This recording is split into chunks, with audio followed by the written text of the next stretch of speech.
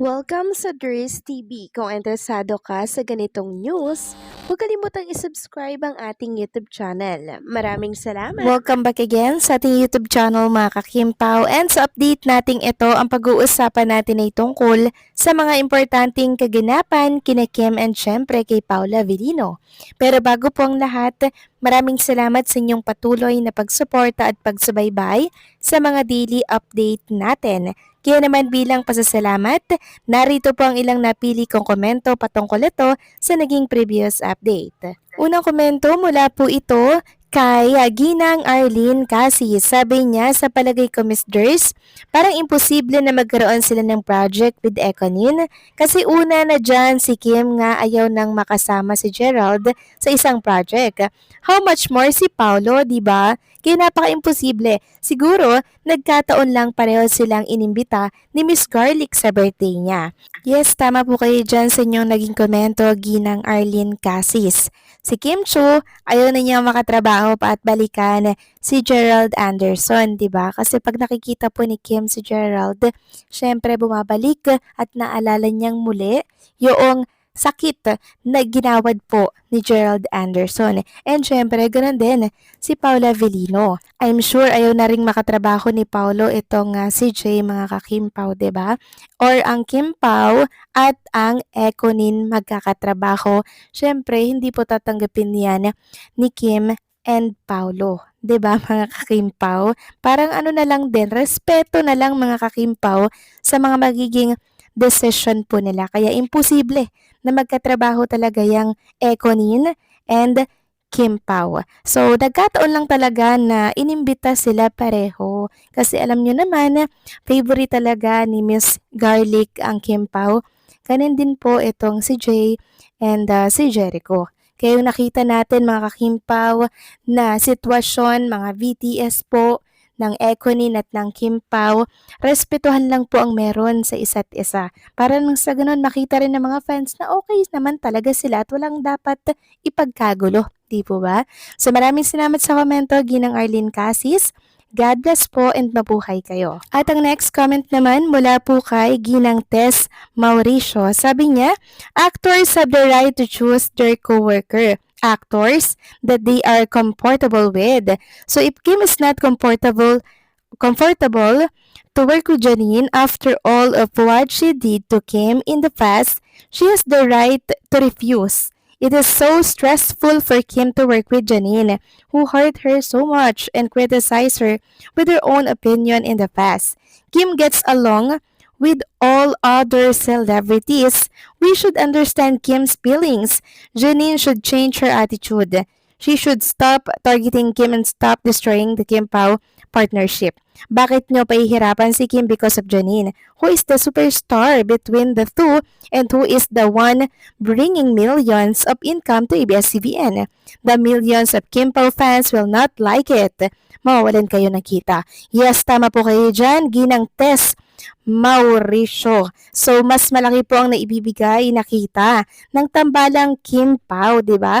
And syempre, hindi komportable si Chinita Princess sa mga katulad po niya. 'Di ba? Kaya sana ay protektahan po natin ang feelings ng isang Chinita Princess and syempre ng kanyang privacy. Kung ayaw niya, respeto po natin yan. And syempre, para po yan sa kapakanan po niya.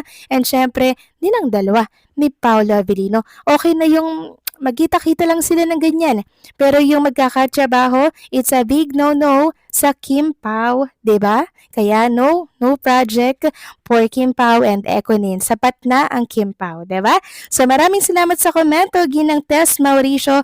God bless po at mabuhay kayo. So ito na nga, pag-usapan na natin mga kakimpaw ang mga topic po na nakalap natin sa gabing ito at unahin na nga nating pag-usapan ng tungkol dito sa video na binahagi po ni Chinita Princess sa kanyang Instagram story.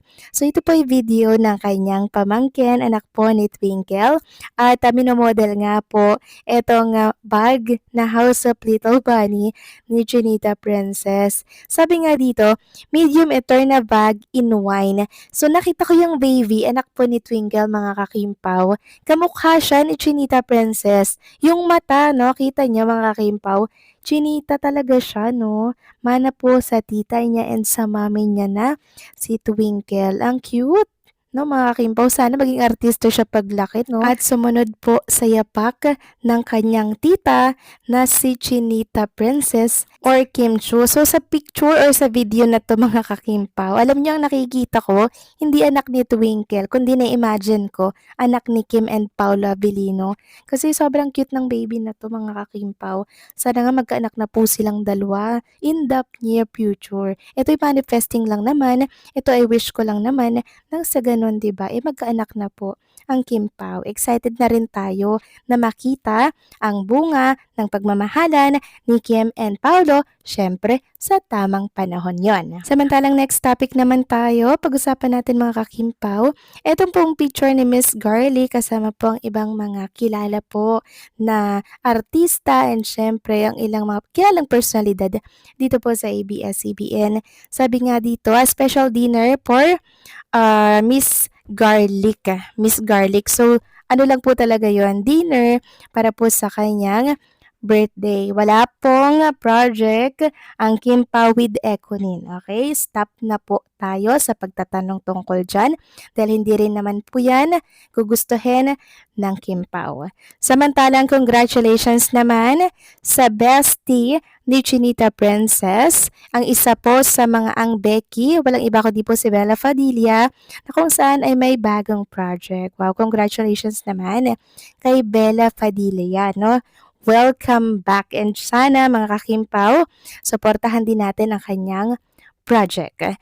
Samantalang pag-usapan natin ang sentro po ng update natin tungkol pa rin ito sa kaganapan kagabi sa birthday celebration po ni Miss Garlic. So napag-alaman natin mga kakimpaw na si Kim and Paolo Avellino po pala ay umuwi agad at hindi na po tinapos ang party. Yes po, isa po yan sa mga nabasa natin. Baka sabihin na naman ng iba dyan, gawa-gawa ng news, gawa-gawa ng balita. So eto po mga kakimpaw ang nabasa ko, i-share ko na lamang po sa inyo ha.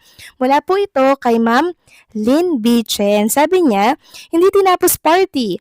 Umuwi na sila, sabay. Tapos may nag-reply, ay totoo, ang kilig naman. So nakakatuwang marinig to or mabasa yung ganitong mga balita, di ba? Na hindi tinapos yung party, umuwi na agad sina Kim at Paolo ng sabay. So ganyan naman talaga si Paolo, parang matagal na ata yung 3 hours, di ba, sa mga party. Umuwi na rin daw po agad. Basta siya ay umattend sa party at tinanggap ang imbitasyon, okay na po yan mga kakimpaw. Kaya matagal na yung 3 hours na ipalalagi ni Paolo sa isang party. And nakakatuwa lang malaman na sabay pa talaga silang umuwi. Kaya wag na po nating pahabain pa yung tungkol dyan sa Econin. Basta okay ang relationship nila, tapusin na natin ang issue tungkol doon. Dito naman tayo sa good vibes at good happenings ng Kim Pao na kung saan hindi na tinapos ang party, sabay pang umuwi, 'di ba? So gusto nyo yan mga kakimpaw? Anong komento nyo dito? Please comment down below and syempre, huwag kalimutang mag-like, mag-comment at i-share ang update natin.